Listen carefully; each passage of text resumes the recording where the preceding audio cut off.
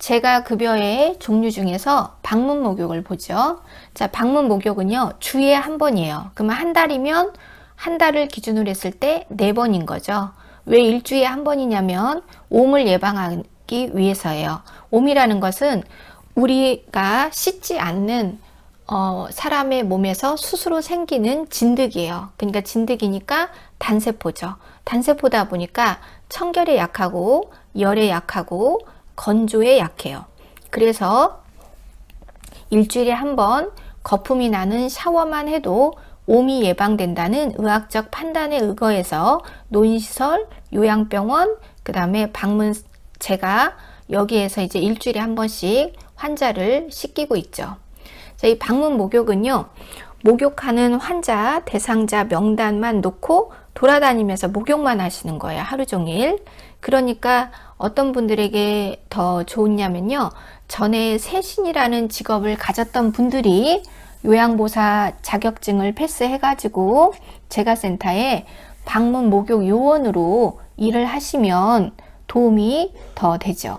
실제로 저희 학원에 전에 세신으로 일을 하셨던 분들께서 오셔가지고 자격증을 패스해서 현재 방문 목욕 요원으로 일을 하고 계신 분들이 꽤 있는데, 이제 가끔 놀러 오셔서 말씀을 나눠보면 목욕탕에서 일했을 보다 훨씬 편하고 좋다고 하시네요. 그리고 가족들이 굉장히 고맙게 생각하고 대우도 잘해 주신다고 하네요. 자, 그러면 방문 간호는요, 저와 같은 간호사이거나 또는 간호조무사 자격증을 패스하고 나서 임상 경력이 3년이 됐어요. 3년이 되고 이론과 현장 실습이 합쳐서 한 800시간의 교육을 받으면 방문 간호를 할 수 있는 자격을 주거든요. 그러면 이런 분들도 이제 재가센터에 채용이 돼서 방문 간호를 하러 다니는 거예요. 그래서 이제 의사, 한의사, 치과 의사의 오더에 따라서 소변줄을 교체하거나 욕창 상처를 드레싱 해주거나 또는 석션을 해주거나 또 주사를 좀 놓아주거나 이런 일을 할 수 있다는 거죠. 그리고 이제 그 서비스에 대한 수가를 공단으로부터 받는 거예요. 자, 그 다음에 주야간 보호센터.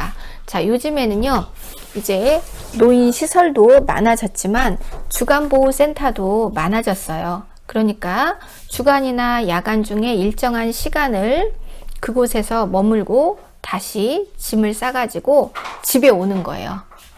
그런데 이제 야간이면은 밤 10시까지도 계실 수는 있어요.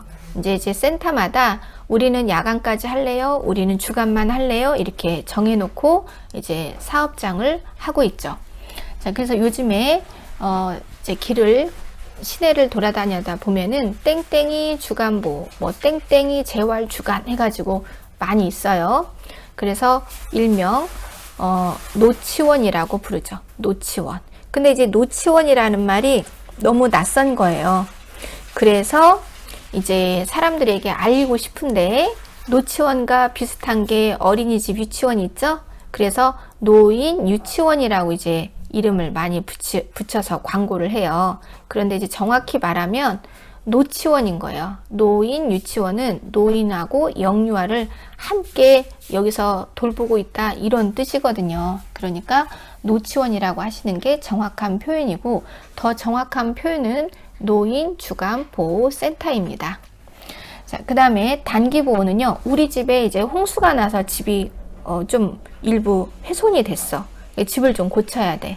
겨울에 막 보일러가 터졌는데 이 보일러 공사가 좀 오래 걸릴 것 같아. 또는 나를 부양하고 있는 우리 아들과 며느리가 외국에 여행을 가서 한참 있다 오게 되냐, 집으로 컴백을 하는 거예요. 그런 전제하에 모시고 있는 곳을 단기보호라고 하는데, 이 단기보호를 하는 곳이 따로 있는 게 아니라 기존의 요양시설, 요양공동생활가정에 가셔서 그 기간만큼만 잠시 머물겠다고 하시고 돌아오시는 거예요. 그런데 이제 주변에서 보면 이제 그러한 사연으로 단기보호를 이제 갔어요. 갔는데 너무 좋은 거예요. 그 어머님이 집에 안 계신 이 상황이. 그래서 어떻게 해요? 어머니 오지 말고 거기 계속 계세요. 그래서 단기에서 장기 이제 보호로 바뀌게 되는 거죠. 자, 그 다음 이제 기타 재가급여는요, 우리가 집이 아닌, 아니야, 시설이 아닌 집에서 서비스를 받다 보니까 노인 요양시설에는 모든 것이 갖추어져 있어요. 토탈 케어를 하는 곳이니까.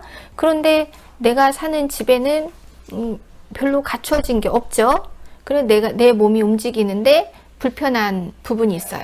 그러니까 그 부분을 도와줄 도구가 필요해. 그런 도구를 파는 곳이 의료기 상사죠. 그래서 내가 등급을 받은 장기 요양 인정서와 표준 그 계획서를 가지고 방문을 하는 거예요. 의료기 상사에. 그래서 휠체어를 사고 지팡이를 사고 워커를 사고 하는 거죠. 그래서 싼 것은 일부 돈을 내고 사고, 또 너무 비싼 침대, 욕창 매트리스 이런 거는 비싸니까 대여를 받는 거죠. 그래서 내가 집에서 머문다는 전제 하에 대여를 받기도 하고 저렴한 가격으로 사기도 할 수 있는 서비스를 주는데, 그게 바로 기타 재가인데, 이것은 복지 용구에 해당이 됩니다. 그런데 만약에 대여를 받은 물건이 있어요. 용구가 있는데 내가 이제 시설로 입소를 할 거예요. 그러면 그거는 돌려주셔야 돼요.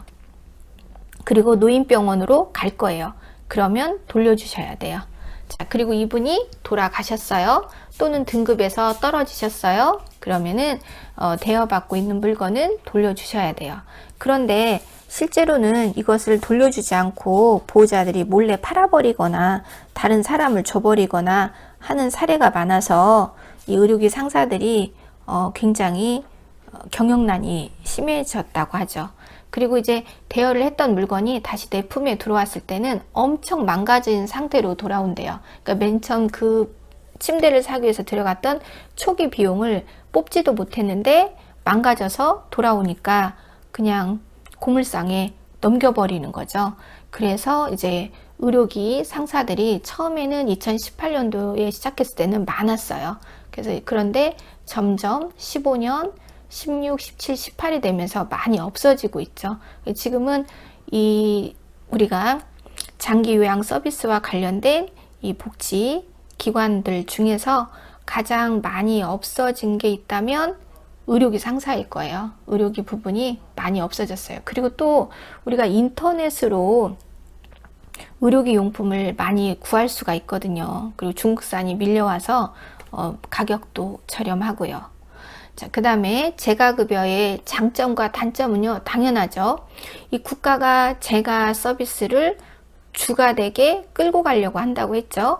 그것은 왜 그러냐면 잠을 자는 비용을 주지 않기 때문이에요. 그래서 내가 사는 곳에서 살 수 있고, 그 다음에 저렴한 비용이고, 그 다음에 내 사생활이 존중이 된다는 거죠. 하지만 이제 단점은 이제 토탈 서비스가, 완벽한 토탈 서비스가 좀 어렵고, 아무리 방문 간호를 받고 방문 목욕을 받는다 하더라도 이제 완벽한 토탈 케어는 어렵고, 그 다음에 또 갑자기 위급한 상황이 되었을 때 신속한 대응이 어렵다라는 이제 단점이 있죠. 그래서 이 방문 요양의 이 단점을 보완하기 위해서 만든 게 바로 주간보호라고 생각하시면 돼요. 그래서 주간보호를 좀 권장하고 있죠. 그런데 이미 주간보호도 포화 상태에 이르렀죠.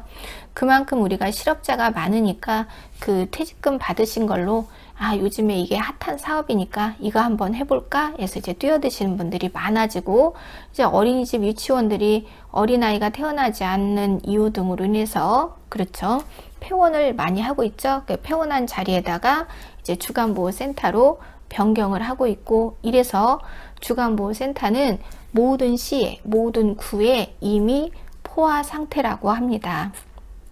자, 이제 시설급여가 있어요. 자, 시설은요, 자, 요양 등급을 받은 대상자를 여기에 머물면서 식사와 관련하고 요양과 상당한 서비스를 함께 제공하는 곳이에요. 여기에는 아무나 못 오는 거죠.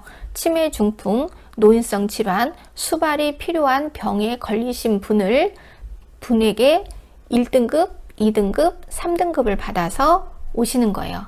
근데 이제 1, 2등급은 시설 급여로 딱 정해서 오는데 이 3등급인 경우에는 본인이나 보호자가 장기요양 인정서에 보시면 그 받을 수 있는 서비스 항목이 있어요. 거기에 그렇죠. 그 장기요양 급여의 종류 및 내용 해가지고 여기를 시설 급여로 좀 변경을 해달라고 변경 신청을 요청을 하면 변경을 해줍니다. 그래서 변경을 해가지고 시설에 입소하시면 돼요. 자, 그러면 노인 요양 시설, 그렇죠. 치매, 중풍, 노인성 질환 이런 수발이 필요하신 분에게 입소라는 말은 들입자에 머물 소자예요. 들어와서 여기서 잠까지 자면서 지내세요 하는 거죠. 그러니까 요양시설은 사이즈가 큰 곳을 말해요. 자, 그런데 이런 분이 있죠. 나는 사람이 많으면 어수선해서 싫어요. 나는 아담하고 가정과 같은 작은 곳이 좋아요. 이런 분은 가정과 같은 환경을 갖춘 조그마한 데서 지내시는 거야. 딱 9명까지만 모실 수 있는데 그런 곳을 요양 공동 생활 가정이라고 해요. 이 초창기에 2008년도 사업이 시작됐을 때는 이 공동 생활 가정도 상당히 많았는데 어느 순간 점점 좀 요양 공동 생활 가정이 좀 많이 없어지고 있어요. 왜 그러냐면 이 요양 공동 생활 가정을 이제 운영하고 계신 분들 이야기를 들어보면은 이 9명을 늘 한결같이 9명이라는 숫자를 유지하고 있어야 되거든요. 근데 이게 생각보다 쉬운 일이 아니라는 거예요. 요즘에 요양시설이 이제 두 가지로 나눠져 있죠. 전문 요양시설이 있고 그냥 일반 요양시설이 있어요. 그러면 전문은 거기에 전문가들이 더 많이 채용하고 있어요. 인력을. 그리고 한 사람이 차지하는 평수가 더 넓어요. 그러니까 좀 더 대형화가 되는 거죠. 그리고 이제 노인 요양병원도 많아지고 있어요. 그 다음에 이제 방문 요양센터, 재가센터도 많죠. 그리고 이제 주간보호센터도 많아지고 있어요. 이러한 여건 속에서 이 아담한 곳을 찾아서 계실 만한 분을 늘 9분을 모시고 있다는 것이 어렵다는 거예요. 9명이 되지 않으면요, 경영이 좀 어려워요. 그래서 요양 공동 생활 가정이 좀 그 수명을 길게 하는 사업이 되지 못하고 중간에 그만두시는 분들이 꽤 많습니다. 그래서 나는 이쪽 사업을 하고 싶다. 그러면 차라리 요양시설을 하세요. 큰 사이즈로. 그러면은 좀 그나마 그게 이 여러 사업 중에서 괜찮습니다. 자, 그러면 시설의 장점은요, 토탈 케어를 다 받을 수 있다는 장점이죠. 그리고 거기에서 노상 상주하고 있으니까 언제나 어디서나 토탈 케어를 받을 수 있다. 그런데 이제 단점은 뭐죠? 그렇죠. 이제 친척이나 자녀들이 부모님을 찾아오지 않으면 내가 만날 수가 없다. 그래서 소외되기 쉽다. 그래서 이제 소외감이 들죠. 그리고 이제 자녀들하고 합의를 받건 본인이 원했건 이제 시설에 오시더라도요. 다 이렇게 생각하신대요. 거의 다가 나는 가족으로부터 떨어져 지낸다, 버려졌다 이렇게 생각하시는 일이 많다는 거예요. 그래서 이제 소외감이 있고 그 다음에 이제 여기는 단체 생활을 해야죠. 그래서 아침밥이 생각이 좀 없더라도 그 시간에 먹어야 돼요. 점심도 그 정해진 시간에 먹어야 돼요. 그래서 단체 생활을 꼭 하셔야 된다는 거고 개인 사생활이 좀 어렵다. 자, 그러면 이제 특별현금 서비스에 대해서 알아보죠. 이 중에서 우리가 주목해야 되고 시험에 나오는 것은 가족요양비예요. 가족. 자, 우리가 이 요양보호사 시험이요. 나이 제한이 없고 학력 제한이 없는 이유는 바로 이 법으로 만든 가족요양 제도 때문이에요. 자, 개똥이 님이 등급을 받았어요. 등급을 받았는데 어머, 우리는요, 여기가 섬이에요. 낙도 오지라서 우리 여기 사는 데는요, 없어요. 그 노인 시설이 없어서 거기에다 모시고 싶어도 모실 수가 없어요. 이런 경우에 집에서 지내셔야 되죠. 그 다음에 우리 어머니는 성격이 너무 예민해서 다른 사람이 비율을 맞출 수가 없어요. 그리고 우리 아버님 치매는요, 이 망상이 심해서 누가 오면 자꾸 물건을 훔쳐갔다고 해요. 그래서 그 등급을 받으신 이 대상자를 수급자라고 해요. 이 등급을 받으신 분의 신체적, 정신적 이런 상태가 오직 가족만이 돌봐야 되는 상태인 거예요. 자, 이런 경우에 가족이 요양보호사 자격증을 가져서 패스한 후에 우리 등급을 받으신 부모님을 또는 형제를 돌본다. 이렇게 가족관계로 구성된 사람을 돌본다. 자, 그랬을 때 이분에게 지급을 하는 돈을 말해요. 그거를 가족요양비라고 하는데 이 돈은 어떻게 주느냐? 그렇죠. 내가 우리 등급을 받으신 4등급을 받은 우리 엄마와 내가 어떤 센터에 소속이 되는 거예요. 그래서 나는 그 센터의 직원이 되고 우리 엄마는 땡땡이 센터의 이제 대상자가 되고 나의 근무지는 어디냐? 그렇죠. 엄마의 집이 되는 거죠. 그래서 한 달 일한 내역에 대한 비용을 공단에서 센터로 주고 센터에서 따님에게 돈을 주는 거예요. 그래서 초창기에 이 사업이 시작했을 때는요, 이 부분을 잘 이해하지 못해가지고 이 요양보호사 자격증을 따가지고 이 환자의 그 보호자들이 공단을 찾아가셨다는 거 아니에요? 그래서 공단에 가서 이 자격증을 주면서 여봐, 나 이 자격증 땄으니까 돈 줘? 이렇게 하셨다는 거예요. 근데 지금은 이제 많이 알려졌으니까 이제 그런 일은 거의 없다고 하네요. 자, 그래서 가족요양비라는 이 제도 때문에 요양보호사의 출발이 나이 제한, 학력 제한이 없이 간 거예요. 왜냐면 이 가족이라는 혈연 공동체를 공동체에게 요양에 상당한 서비스를 하도록 허락을 했잖아요. 그러니까 가족의 경계는 나이나 학력으로 선을 그을 수가 없다는 거죠. 그리고 우리나라는 아주 예전에 이제 그 형편이 안 좋았던 시절이 있었기 때문에 이 고학력을 갖추신 어르신들이 별로 없어요. 그러다 보니까 더더욱 학력 제한을 둘 수가 없게 된 거죠. 그리고 내가 이제 이거 하려고 하는데 그 어르신 70이 넘은 사람은 이거 못 따요? 이러면은 위법이잖아요. 그쵸? 그래서 나이 제한, 학력 제한 없이 시작이 된 거예요. 그러니까 이러한 이유 때문에 잘못 아시는 분들이 이걸 잘 모르기 때문에 요양보호사를 좀 업신여기고 그 다음에 하찮은 자격증으로 간주하세요. 왜냐하면 나이 제한이, 학력 제한이 없다는 이유로.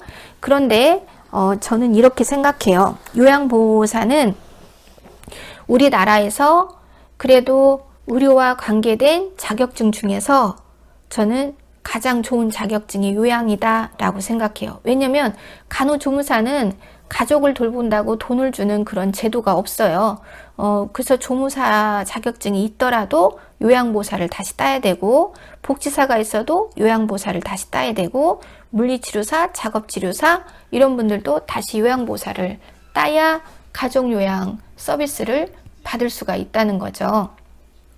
그리고 그래서 이렇게 다양하게 쓰임을 할 수 있는 이 요양보호사 자격증이 저는 가성비가 가장 좋다 이렇게 생각이 들어요.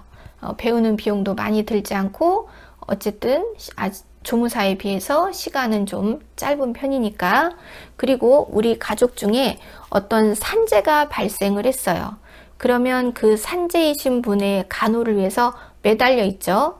그럼 이런 분들이 또 요양보호사 자격증을 따서 근로복지공단에 이 자격증을 제출을 하면 그 요양과 관련된 급여를 또 일부 지원을 해줍니다. 그래서 이렇게 다양하게 사용할 수가 있어요. 물론 내 가족이 아닌 타인을 돌보러 나가는 것도 좋지요.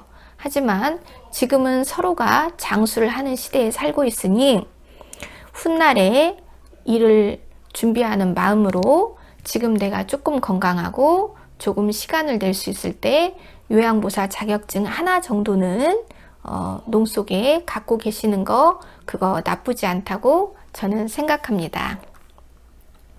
자, 이제 재원이라는 건 뭐냐면 재정이에요, 재정. 도대체 이 사업을 하는데 어떤 돈을 끌어다가 쓸 것이냐. 그렇죠. 우리가 이제 이 어떤 사업을 할 때 돈이 정말 중요해요. 돈이 있어야 사업을 이끌고 가죠.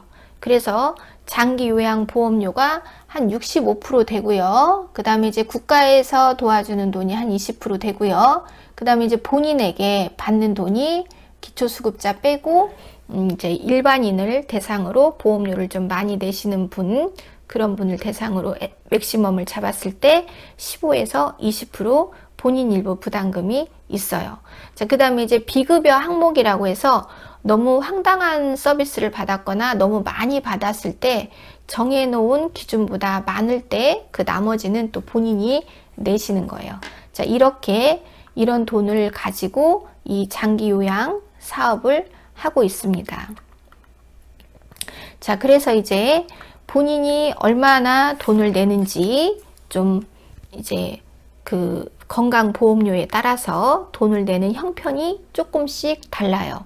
자, 그러면 본인이 부담하기 때문에 이 부분을 본인 부담금이라고 불러요. 자, 그러면 우리가 시설은 잠을 자죠. 그러니까 잠을 자기 때문에 잠자는 비용을 더 물어요. 그렇기 때문에 20%예요. 근데 재가는 잠을 어디서 자죠? 내 집에서 자요. 그렇기 때문에 5%가 싸요. 그래서 국가가 재가를 더 권장한다 이 말이죠. 국가 입장에서 돈을 조금 주면 되니까, 덜 주면 되니까. 자, 그래서 시설에서는 20%, 잠을 자지 않는 재가는 15%다. 그런데 이제 문재인 정권이 되면서 이 일반적이었던 20%와 15%, 그 다음에 기초생활수급자는 뭐 빵원이고 이 부분을 좀 수정을 했어요. 어떻게 수정을 했냐면 의료보험공단에다가 돈을 내는데 그 돈의 금액에 따라서 이제 3등분을 한 거예요. 이제 우리가 너는 좀 사는구나. 너 보험료 꽤 많이 내네? 이런 사람은 재가를 기준으로 했을 때 15%. 아, 너는 조금 못 사는구나 하는 분은 9%. 너는 기초수급자는 아니지만 좀 상당히 형편이 어렵구나 하는 사람은 6%. 그렇게 해서 재가는 일반인을 갖다가 15%, 9%, 6%로 3등분으로 이렇게 쪼개놨어요. 그 다음에 이제 시설급여는 20%, 12%, 8%로 쪼개놨어요.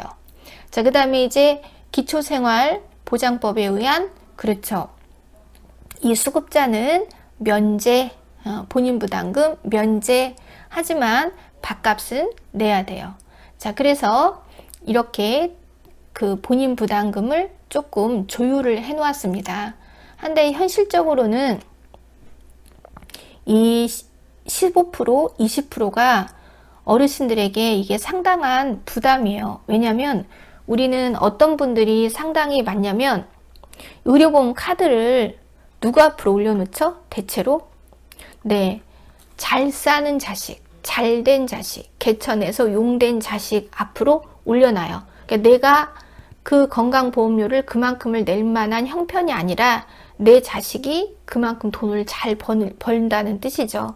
그런데 그 자녀가 부모에게 일정하게 그 생계비를 주고 있으면 큰 문제가 안 되겠지만 그 부모로 인한 혜택을 받고는 싶어서 올려다 놓고 부모에게 아무것도 도와주지 않는 그런 오히려 복지 사각지대에 놓인 어르신들이 많거든요. 그러니까 이런 분들이 이제 유일하게 살아가는 방법이 기초노령연금이에요. 기초노령연금 25만 원. 근데 이 주간보호센터를 기준으로 했을 때 15%면 25일을 출석한다. 그리고 이제 뭐 밥 두 끼에 그 다음에 간식 한 번을 먹는다. 이러면 적어도 15%를 이제 잘 나가는 자식이니까 나는 15%를 내는 대상자다. 그러면은 아마 한 7, 8만 원? 이 정도는 나올 거예요. 근데 기초노령연금이 25만 원이잖아요. 기초노령연금 돈보다 더 많은 거죠. 그리고 이제 기초노령연금 돈이라 하더라도 그 돈을 내고 나면 내가 한 달 동안 살 돈이 없는 거예요. 그래서 등급을 받아놓고도 이러한 형편 때문에 어떤 서비스도 받지 못하고 계신 분들이 상당히 많아요. 그래서 이러한 이제 문제에 대해서 문제 제기를 하시는 분들이 꽤 많아요. 저뿐만 아니라 그러기 때문에 지금 기다리고 있는 입장이에요. 사실 15% 20% 많아요. 많이 내는 거예요. 그러니까 차라리 15, 20은 없애고 40%나 60% 둘 중에 하나를 정해서, 그렇죠, 누구나 예를 들어 40% 경감자, 기초생활수급자, 면제 이렇게 심플하게 조정을 해주면 안 되겠느냐, 이런 여론이 있습니다. 자, 그 다음에 장교양 서비스 받는 방법. 그렇죠. 이제 그 네모 박스를 보시면 일단은, 그렇죠, 등급을 판정을 받으신 분이 장교양 기관에 나 이렇게 서비스를 받고 싶어요, 오셔서 상담하고 접수해요.